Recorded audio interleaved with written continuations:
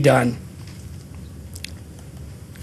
And we did make a number of recommendations, which I'd like to summarize briefly here. These are recommendations to ENC and also to the state government.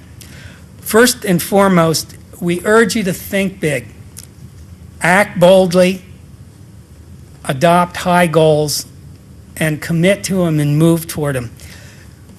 If anything is, at least to us, clear from these data, is that the world is moving very fast.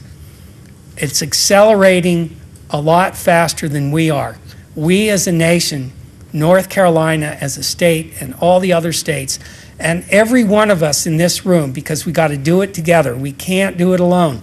The public sector can't do it alone. The private sector can't do it alone. We've got to work together in a spirit of mutual respect and harmony, in a sense of shared commitment, common purpose, and urgency.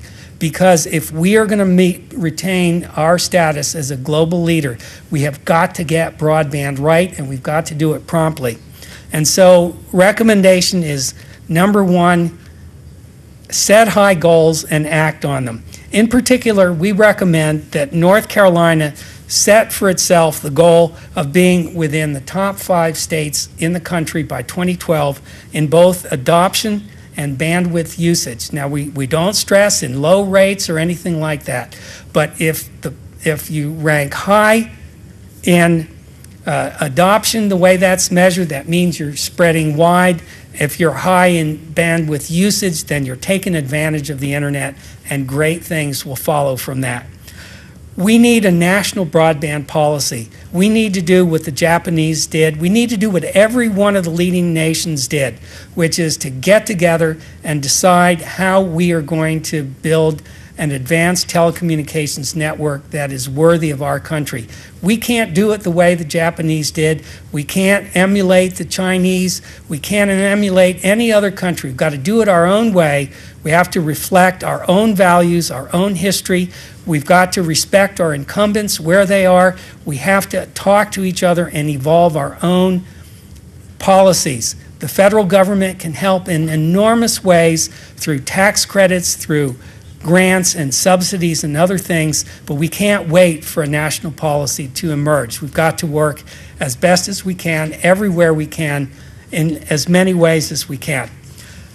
In 2001, when the ENC and its predecessor were formed, one of the first things that ENC did was to have a series of meetings around the states to gather information, to talk policy, to make recommendations to the legislature. It's time to do that again, this time with the new realities on the table. Bring in knowledgeable people from every affected area. Bring in the experts from economic development, from education, from Homeland Security and others. Talk to them together. Talk to people who find out what the problems are in this state. Do we have middle mile problems? If so, how do we solve them? Do we have easement issues? How do we solve them? Bring everyone together, host this dialogue, and by the next legislature, have a plan that this legislature can embrace.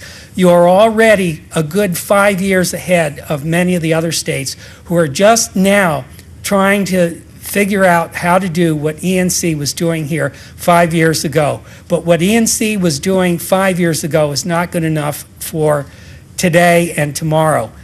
In the next year, figure out where you want to be over the course of the next 5 years and make a concerted, comprehensive plan for this legislature to enact for the following year.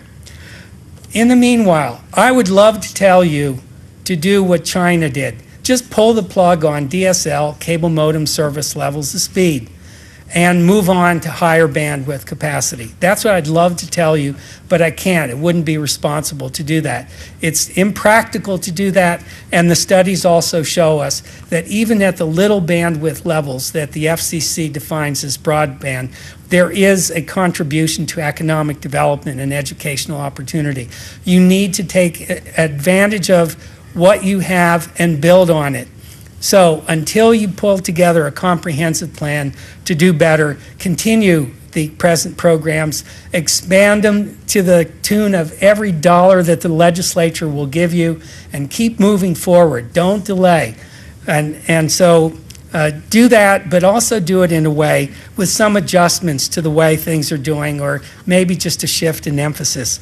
Look at all of the advantages. Don't just assume that DSL or cable is the right answer for particular circumstances.